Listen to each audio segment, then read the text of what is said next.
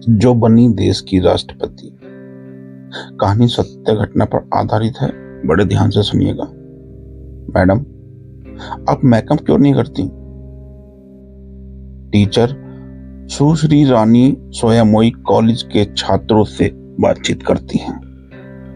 उन्होंने कलाई घड़ी के अलावा कोई आभूषण नहीं पहना था। सबसे ज्यादा छात्रों को आश्चर्य हुआ कि उन्होंने फेस पाउडर का भी इस्तेमाल नहीं किया। भाषण अंग्रेजी में था। उन्होंने केवल 1 या 2 मिनट ही बोला, लेकिन उनके शब्द दृढ़ संकल्प से भरे थे। फिर बच्चों ने उनसे कुछ सवाल पूछे। आपका नाम क्या है? मेरा नाम रानी है। सोयामोई मेरा पारिवारिक नाम है। मैं उड़ीसा की मूल निवासी हूं। और कुछ पूछना है? दर्शकों में से एक दुबली पतली लड़की खड़ी हुई। पूछो बच्चे।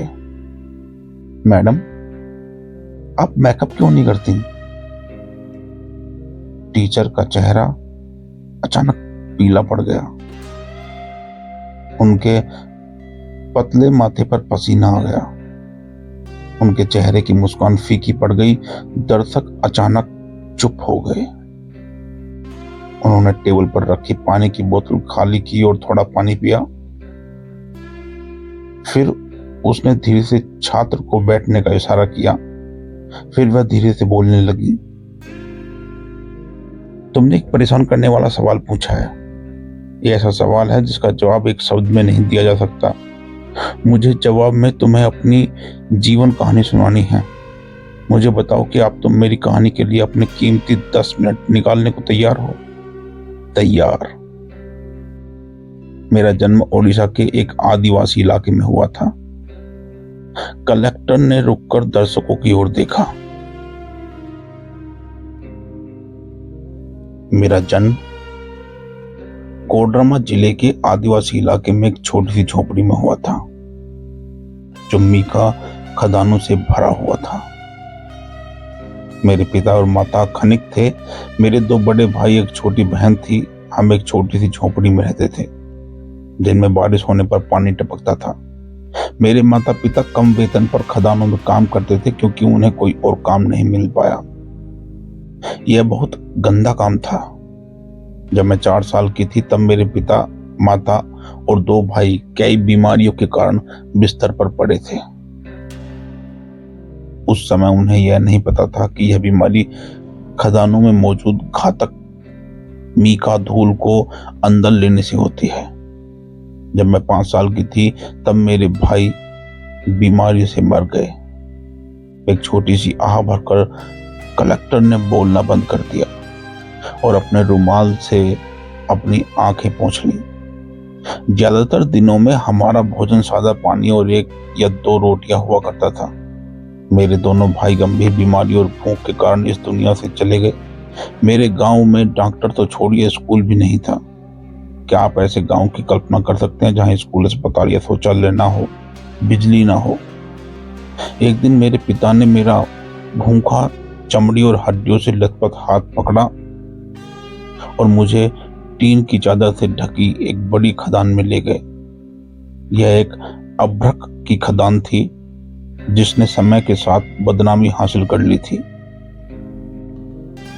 यह एक पुरानी खदान थी जिसे खोदा गया, जो अंतहीन रूप से पाताल में फैली हुई थी। मेरा काम नीचे की छोटी छोटी गुफाओं में रेंगना और अभ्रक अयस्क इकट्ठा करना था। यह केवल 10 साल से कम उम्र के बच्चों के लिए ही संभव था। अपने जीवन में पहली बार मैंने पेट भर रोटियां खाई, लेकिन उस दिन मुझे उल्टी हो गई। जिस समय मुझे प्रथम श्रेणी में होना चाहिए था, मैं अंधेरे कमरों में अभ्रक इकट्ठा कर रही थी, जहां मैं जहरीली धूल में सांस ले रही थी। कभी कभार भूस्खलन में दुर्भाग्यपूर्ण बच्चों का मर जाना असामान्य नहीं था, और कभी कभी कुछ घातक बीमारियों से भी मर जाते थे। दिन में 8 घंटे काम करने के बाद आप कम से कम एक बार के भोजन के लिए कमा पाते थे।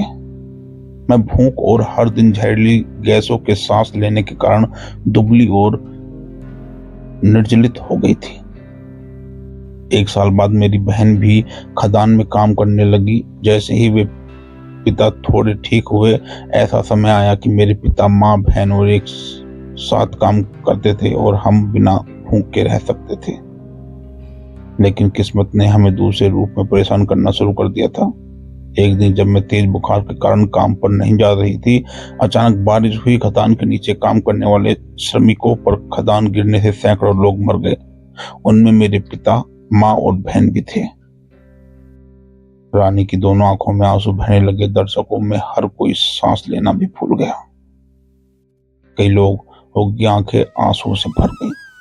आपको याद रखना होगा कि सिर्फ 6 साल की थी। आखिरकार मैं सरकारी अगाती मंदिर पहुंची और मेरी शिक्षा हुई। मैंने अपने गांव से ही अपनी सहेली अक्षर पद्धति सीखी थी।